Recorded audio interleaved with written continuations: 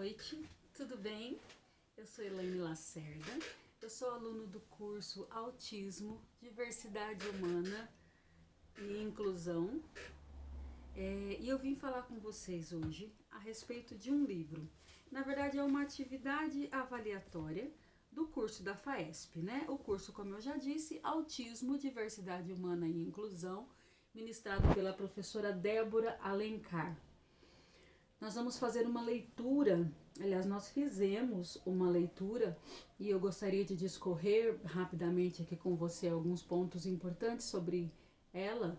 Na verdade, existem muitos pontos importantes dentro desse livro, mas eu quero falar para você de algumas coisas que me chamaram a atenção e que nos responde algumas dúvidas no que diz respeito ao autismo, às pessoas dentro do espectro. Para iniciar, eu quero apresentar para você o livro O Que Me Faz Pular. Esse é o título do livro sobre o qual nós vamos estar conversando um pouquinho. O Que Me Faz Pular é um livro escrito por Naoki Higashida. Naoki Higashida é um garoto japonês que fez esse livro aos 13 anos de idade. Ele foi diagnosticado dentro do espectro aos 6 anos. Nasceu em 1992 e em 96 ele foi diagnosticado então dentro do espectro. Bom, é importante ressaltar que dentro do espectro autista você vai ter aí alguns graus que vão levar a mais ou menos desenvolvimento de determinadas habilidades no sujeito dentro desse universo aí do espectro autista. Naoki é um garoto que não fala, ele não verbaliza. Então, a forma de se comunicar que a mãe e a equipe que cuida dele, né, encontrou foi através de uma prancha, aquela prancha de alfabeto, a prancha de letras. Então ele vai apontando cada uma daquelas letras, como se soletrando aquilo que ele gostaria de falar, de verbalizar. E aí então a mãe dele vai decodificando essa soletração que ele faz, e essa prancha ela é como se uma réplica do teclado do computador. Lógico, no caso dele ali nos caracteres da língua japonesa, né? Mas é uma forma de comunicação do Naoki. Então foram feitas para ele várias perguntas, dúvidas que nós, não autistas, temos do que se passa na mente da pessoa que está no espectro. E no grau em que ele está, então ele conseguiu responder aquilo da maneira com que ele vê. Talvez algumas das coisas que eu relate aqui para você, se você tem o conhecimento de alguém que esteja no espectro, talvez seja mais ou menos dessa forma com que eu vou relatar.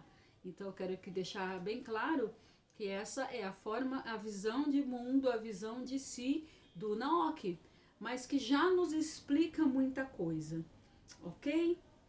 Então vamos lá. Primeiro eu gostaria de falar sobre a capacidade ou incapacidade da pessoa autista. Muito se fala sobre o autista ser incapaz de aprender, incapaz de desenvolver algumas habilidades. Isso não é um fato. O autista ele é capaz de aprender. Primeiramente vai ser feito o diagnóstico, normalmente ainda quando bem criança, por não apresentar alguns desenvolvimentos dentro do padrão esperado para cada faixa etária. Então, quando a criança não apresenta esse desenvolvimento, muitas vezes a escola vai chamar a atenção para algumas atitudes ou a falta delas, né? Ou os pais já começam a perceber no desenvolvimento da criança algumas atitudes que despertam aí a curiosidade. E aí uma equipe médica começa a fazer toda essa avaliação, mas quem dá o laudo é o psiquiatra. Depois de feitos todos os exames necessários e descartadas todas as outras possibilidades, então quando se fecha um diagnóstico, aí toda essa equipe começa a cuidar, então, do desenvolvimento das habilidades dentro da capacidade que esse indivíduo possui. Mas uma coisa é fato, Não há o indivíduo incapaz. Existe aquele com mais ou menos capacidade para desenvolver mais ou menos habilidades, ok? Mas ele é capaz de responder, ele é capaz de aprender de alguma forma, e os estímulos, na medida certa, as terapias, o próprio tratamento em casa, é que vai fazer toda a diferença aí no processo de desenvolvimento do indivíduo. Então eles são capazes de aprender. Alguns não se comunicam através da fala, como é o caso aqui do Naoki Higashida. Ele não fala, mas eles conseguiram desenvolver essa habilidade de ele se comunicar através da prancha do alfabeto. Pode ser talvez através de figuras, pode ser talvez através de uma outra linguagem, porque também é necessário que a gente não se esqueça que muitas vezes dentro do espectro também vão acompanhar esse indivíduo algumas outras comorbidades, e essas outras comorbidades podem trazer algumas necessidades para esse indivíduo. Então tudo isso precisa ser avaliado, e é tudo o tratamento que se vai fazer, a qualidade de vida que esse indivíduo vai ter, é sempre balizado dentro de toda essa situação como um todo. Não seria um diagnóstico fechado. É autista, então a gente faz assim, não tem receita de bolo. Cada um é um indivíduo e cada um vai desenvolver as suas habilidades. Então, uma das coisas que a gente tem para falar aqui a respeito do que ele coloca, eu gostaria de primeiro ler para você um trecho muito interessante do livro, em que ele diz assim: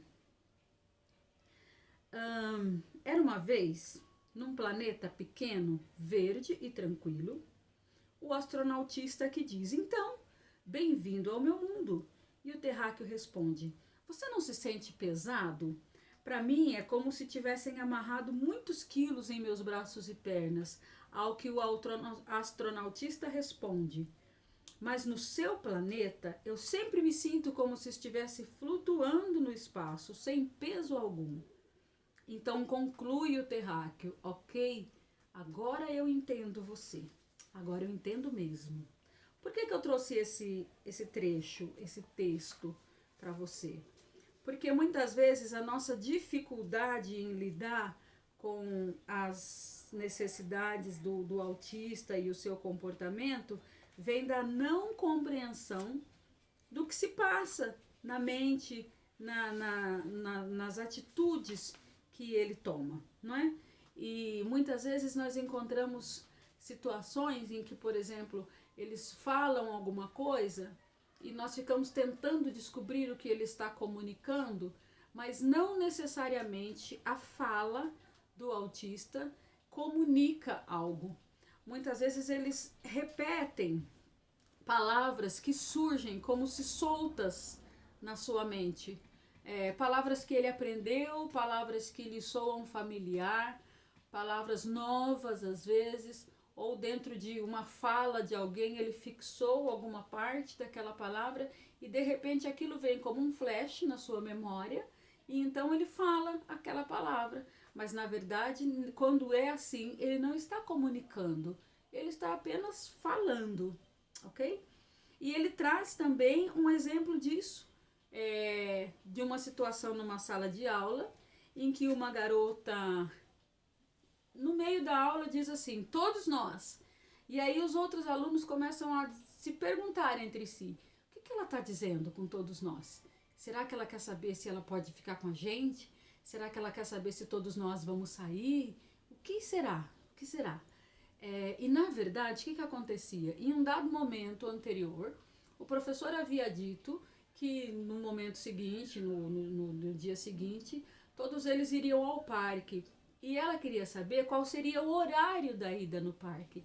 Mas de tudo aquilo que o professor comunicou, a única parte daquela fala do professor que ela conseguiu se lembrar sobre aquele assunto foi todos nós, essas duas palavras.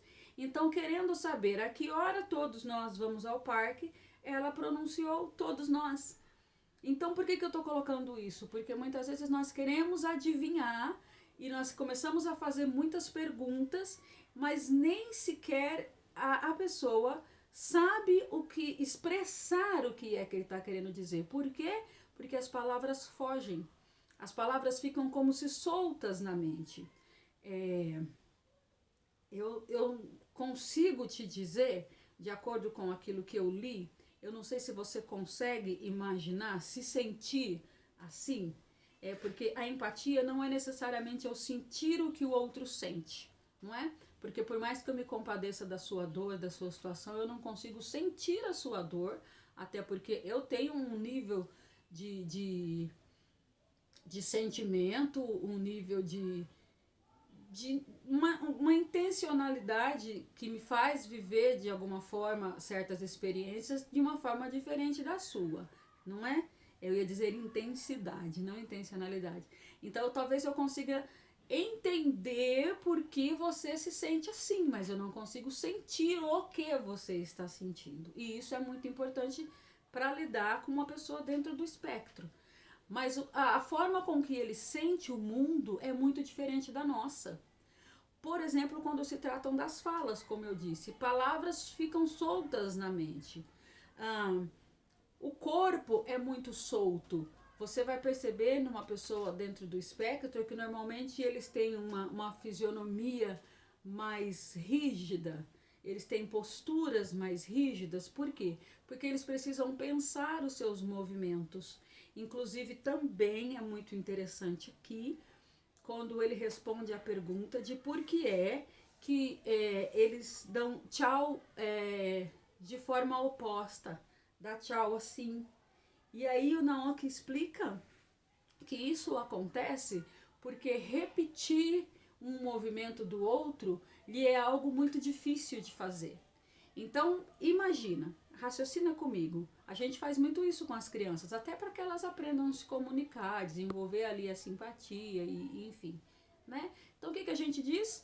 Dá tchau pra tia, dá tchau pro fulano. E as crianças vão aprendendo a fazer assim. A criança dentro do espectro, ela precisa ver a sua mão, a palma da sua mão, fazendo o que a mão do outro fez. Então ela faz assim, porque ela precisa olhar para a sua mão. Primeiro, porque dificilmente ele vai fazer a comunicação visual com o outro. Segundo, não só porque ele não é porque ele não tem interesse no outro, mas ele precisa ver o que ele está fazendo. Então ele dá esse tchau. E o Naoki diz que ele só percebeu que ele fazia isso de forma inversa quando ele fez diante do espelho. Porque diante do espelho ele viu o dorso.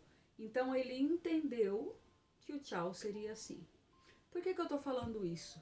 Porque é necessário trilhar com a pessoa, com o indivíduo, um caminho em que ele consiga compreender. Porque é necessário compreender. Ele vai aprender. Mas talvez o que você faz? Você fala, você está fazendo errado. Ai, não é assim que dá tchau. Ai, dá tchau direito. Ele tá dando tchau direito. Ele tá olhando e fala, mas eu tô fazendo direito. Por quê? As trilhas neurais da pessoa dentro do espectro, elas são diferentes das trilhas neurais da pessoa fora do espectro. Então, os comandos que o cérebro vai enviar para o corpo, muitos deles nem são recebidos. E é mais até, eu chego a dizer, ainda de uma forma um tanto quanto leiga, que seria um pouco o oposto do corpo dar alguns comandos e o próprio corpo fazer aquilo. Sem querer atropelar, mas aí me vem uma outra, eu fiquei fascinada com esse livro. E aí me vem uma outra questão que foi colocada para ele, porque é que eles fogem de casa. Talvez você tenha aí contato, talvez você cuide de uma pessoa dentro do espectro e você sabe que a facilidade de que ele desapareça de casa é muito grande. Por quê? Não é crise existencial, não é vou fugir daqui, não é não estou me sentindo bem aqui e não estou dizendo que essas coisas não são importantes. Inclusive para a pessoa fora do espectro, porque uma criança, um adolescente, quando ele faz isso, ele está passando por algum sofrimento que precisa ser compreendido. Mas normalmente, no caso da criança no espectro, ela sai de casa, ela vai para a rua, ela sai para caminhar, simplesmente porque, me entenda, as suas pernas a convidam para a estrada. Os seus pés o convidam para o caminho. E a estrada não tem fim, porque ele não está indo para lugar nenhum. Não é assim, eu vou sair daqui porque eu quero ir a determinado lugar. Não, eu vou caminhar. Então ele sai caminhando e caminha, caminha, caminha, e aquele caminho não tem fim. Às vezes entardece, às vezes se perde, porque também não observou o caminho, porque não foi na intenção de voltar. Percebe? Então isso é muito importante, a atenção, o cuidado redobrado de quem assiste a pessoa dentro do espectro. E ele cita que ele só deixou de fazer isso a partir do momento em que ele foi atropelado na rua. E por ter sido atropelado, o trauma do acidente o impede de fazer isso. Não é nem que o impede, ele lembra que eu falei dos flashes de memória, na hora de sair para a rua, então vem o medo de ser atropelado. E aí por isso não sai. Então é muito importante ter esse cuidado. Não é preciso esperar que ele passe por esse trauma para que não saia mais, não é? E sempre ficar de olho, e sempre reforçar, e sempre dizer de novo, ok? Falando aqui dos flashbacks de memória, do trauma que eu havia acabado de citar, o trauma, o flashback de memória, muitas vezes ele desencadeia crises, ele traz um momento de crise para o autista. Por quê? Porque ele não vai se lembrar da cena como um todo. Se você pedir para alguém descrever um acidente, normalmente a pessoa vai te descrever o acidente todo. Estava indo na estrada, eu, meu pai, minha avó, para determinado lugar, era por volta de tal hora, quando veio um carro, né? Todo o processo. O autista, ele pode ter um flashback só do momento do acidente, só daquela situação traumática, ok? Porque toda situação, toda a mente, todo o cérebro, sobre forte impacto emocional, grava uma memória, ok? Só que nós às vezes conseguimos entender a memória toda e quando nos lembramos daquilo, ainda que nos entristeçamos, mas nós não sentimos o peso daquele processo, daquele trauma. Na mente do autista vem só o processo traumático com todas as dores do momento em que ele sofreu. É provado cientificamente que o nosso cérebro, de todos nós, não diferencia realidade de imaginação. Então, muitas vezes, para que nós sejamos curados de algum trauma, nós precisamos ressignificar alguma memória, e então a gente passa de novo por um forte impacto emocional e ressignifica aquilo. Na mente do autista, isso é muito difícil de acontecer. Então, às vezes, ele está tranquilo, está assistindo uma TV, está em sala de aula, está fazendo algo tranquilo. Tem um flashback de uma memória traumática, entra em crise, entra em desespero, vem o pânico, vem o medo, vem a dor daquela situação. O que fazer? Acolher. O que fazer? Ficar perto, não permitir que ele se machuque, que ele se debata, que ele se corte. Muitas vezes, esse estar perto não é estar abraçando, não é estar segurando. Porque aqui eu entro numa outra questão muito importante. É dito que o autista não gosta de toque, não gosta de abraço. Não necessariamente. A questão é que a liberdade, a calma, o momento de aconchego, de tranquilidade para o autista, não é quando ele está preso nos braços de alguém, mas é quando ele está solto, quando o seu corpo está solto. Quando você lida com crianças dentro do espectro, você vai notar que eles correm muito. Tanto é que, infelizmente, eles são tidos como crianças bagunceiras, desobedientes, que não param quietas, enfim. Essa sede de liberdade que o corpo deles tem faz com que eles queiram correr. Eu quero que você imagine comigo essa situação. Por exemplo, eles gostam muito da água, de ficar na água, de brincar na água. Por quê? Porque na água o nosso corpo fica todo leve.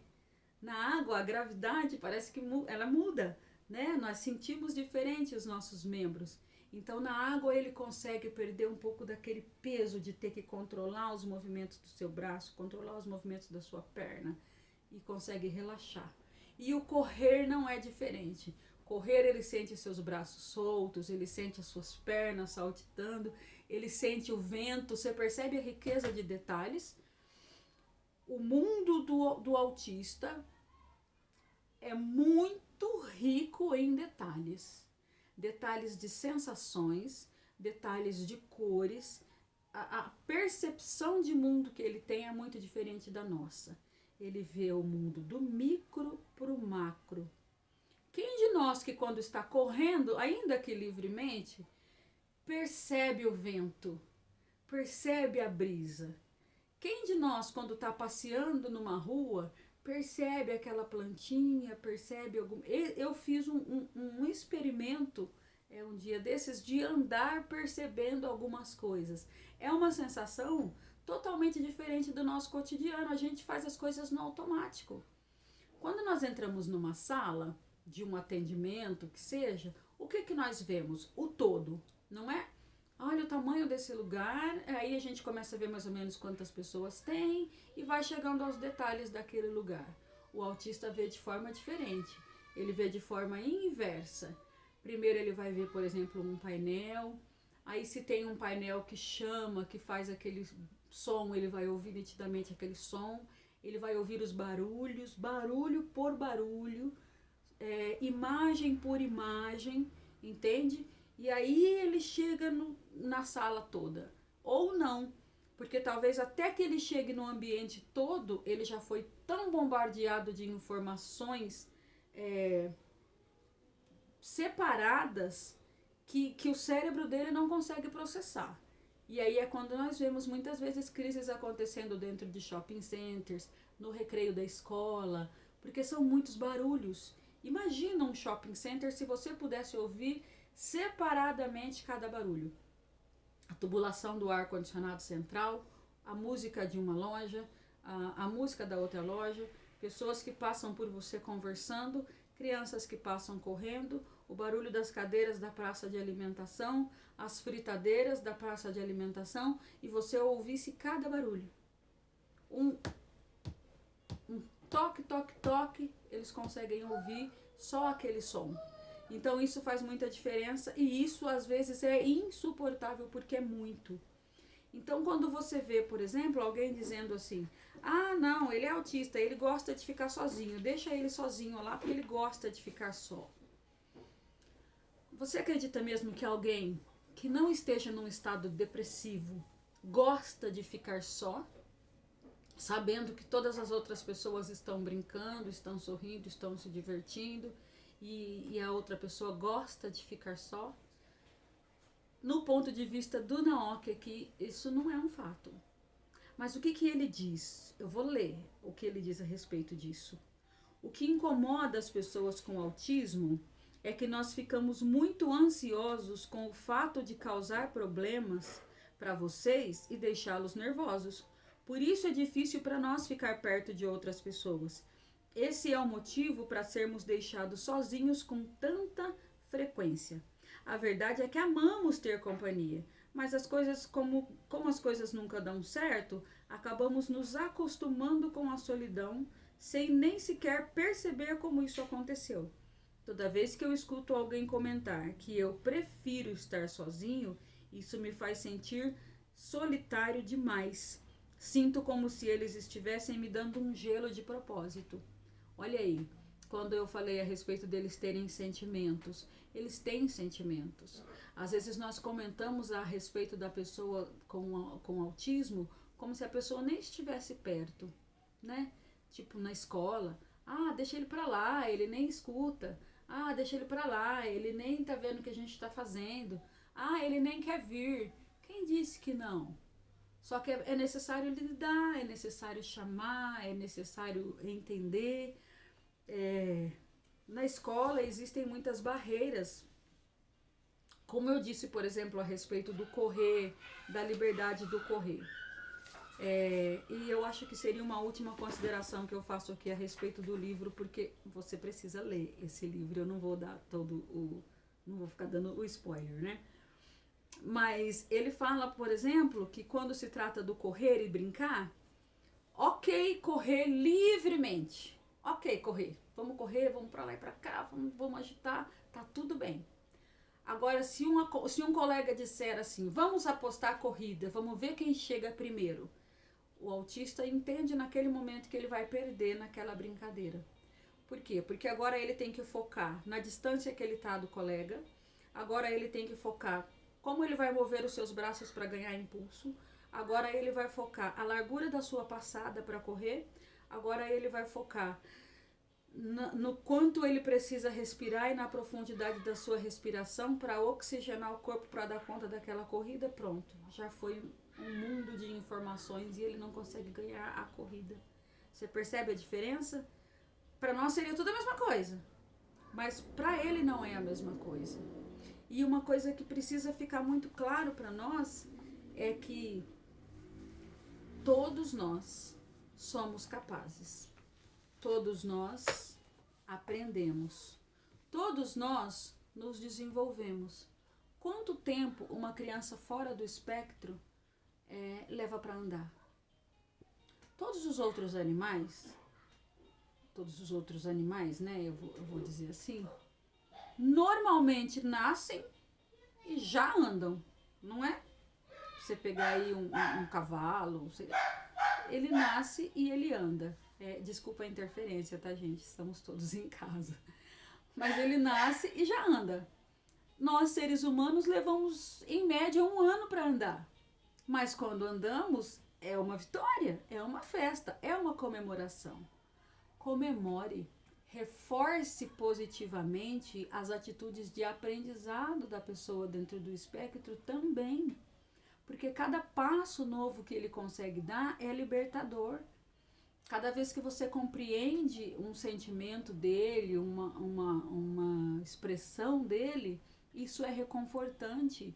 Isso lhe passa a mensagem de que tem alguém perto, de que ele não está só, de que ele faz parte de um todo, de uma família, de uma comunidade, de um grupo de amigos. Quem não quer se sentir pertencente, não é?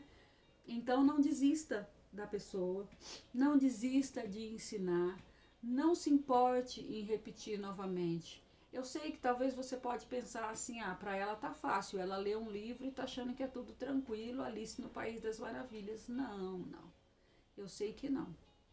E eu quero me esforçar cada dia mais para aprender, para me desenvolver, não só dentro do espectro autista, mas também dentro dos outros transtornos, das demais deficiências, porque eu sei que não é uma tarefa fácil, eu sei que normalmente essa tarefa é delegada às mães, e muitas vezes o cansaço, muitas vezes a frustração, muitas vezes a comparação das outras pessoas podem levar você a um sentimento de frustração.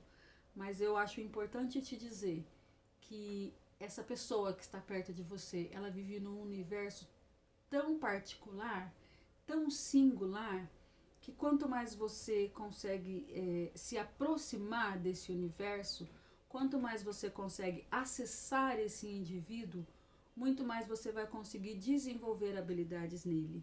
Por exemplo, se a criança brinca de carrinho e brinca com o carrinho ao contrário, girando as rodas, não adianta você falar para ela, eu já falei para você que tem que passar o carrinho assim no chão e não girar a roda.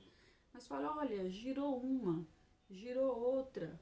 Olha, agora vamos girar esse e enquanto não para, a gente, sabe, usa aquela forma e aí você mostra também como é a outra forma, porque é necessário trazer a adaptação, não é? Porque o hábito vai também fazendo algumas coisas. Eu não disse que o Naoki ele foi aprendendo ali com a prancha a se comunicar.